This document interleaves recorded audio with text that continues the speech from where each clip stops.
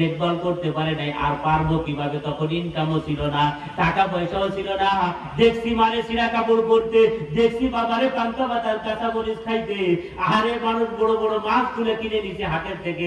এমনকি আমার আব্বা মাছ মাইরে সেই মাছ বিক্রি করছে, খাইতে পারে নাই আমাদেরকে পরনের কাপড় দেওয়ার জন্য, আমাদের মুখে ভাত দেওয়ার জন্য।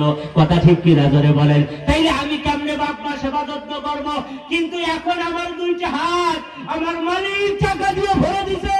2 বিঘা বুইতে আমি ধান লাগাই, 100টা সুপারি গাছ আছে, 100টা নারিকেল গাছ আছে, বাজারে একটা দোকান আছে, আমার 4টে দাবি আছে, প্রতিদিন আমি 5 কেজি দুধ বিক্রি করি। হুজুর এখন যদি মা বাঁচা থাকতো 2 সের করে দুধ প্রতিদিন মানে খাওয়াইতে পারতাম। আব্বা যদি বাঁচা থাকতো গাছের ডাব আমি পাইতে পাইতে আব্বারে খাওয়াইতাম। আব্বা যদি বাঁচা থাকতো, মা যদি বাঁচা থাকতো, একটা বোয়াল মাছ কিনা আমার জন্য কোনো ব্যাপার না। মাসে আমি 50,000 টাকা কামাই করি। কথা ঠিক কিনা জোরে বলেন? কিন্তু তারা বাঁচা নাই।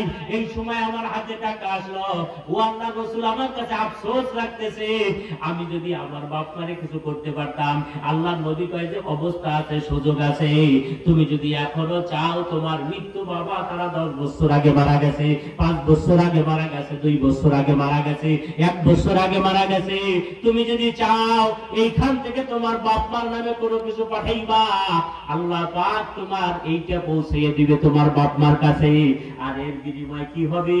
ওই ফেরেশতারা যায় বলবে, জরিনা সকিনা মর্জিনা, ও আব্দুল গফুর আব্দুল করিম, এই যে তোমার সন্তানের দান, তোমার সন্তান দাউরা মাদ্রাসায় যাইয়া, এই মোল্লার হাট মাদ্রাসায় যাইয়া, এই জমুক মাদ্রাসার মাহফিলে যাইয়া, এই যে 1 মণ ধান দান করেছিল, 1,000-2,000 টাকা দান করেছিল, সেই টাকাটা আল্লাহ তোমার শান্তির উপকরণ বানাইয়া তোমার কাছে পাঠিয়ে দিছি। এই যে জরিনা সকিনা মর্জিনা, তোমার সন্তানেরটা তুমি নিয়ে নাও। তখন তোমার সন্তান, তোমার বাপ মা এইকে দেখে এত আনন্দিত হয়, এত খুশি হয়, খুশিতে আত্মহারা হয়ে বলে, বাবারে তুই এখনো আমারে ভুলিস নাই, এখনো আমার কথা মনে রাখছি, তাহলে তোরে কান্দে করে আমি কাম করছিলাম। এমনি করে বাপ মা কবরের ভিতরে সব পাইতে থাকে। সুতরাং যাদের বাবা মা মারা গেছে, আমার ভাই হাতে ধরি পায়ে পড়ি, আমাদের সুযোগ আসছে। আজকে যেই মাদ্রাসার ভিতরে আসছি, মাদ্রাসাটা বড় নতুন মাদ্রাসা, বিশ্বাস করেন এরকম ভাঙ্গাচোরা মাদ্রাসা তালাশ করেই পাওয়া যায় না। বিশ্বাস করেন এই বছরের কোন মাহফিলে এইরকম টিনের ঘর, আর ওই রকম কাঁচা মাটি, আর ওই রকম দেহাটা বাঁশ দিয়ে ঘর বানানো বাড়ি একটা তালাশ করে পাওয়া যায় না। আমি আইসেই মুফতি সাহেবকে বলছি, ভাই মাদ্রাসার কি হালাত। আল্লাহু আকবার বলে, হুজুর নতুন করছে তো একটু সময় লাগবে। ভাই আমরা যদি, এই মাদ্রাসাটা হলো সবচেয়ে পরকালে নাজাতের জন্য আমার বড় হাতিয়ার। বিশ্বাস করেন এই মাদ্রাসাটা আমাকে না নিয়ে কিয়ামতের ময়দানে আল্লাহর জান্নাতে যাবে না। ও মসজিদের মাদ্রাসা সুপারিশ করে আমারে জান্নাতে নিবি।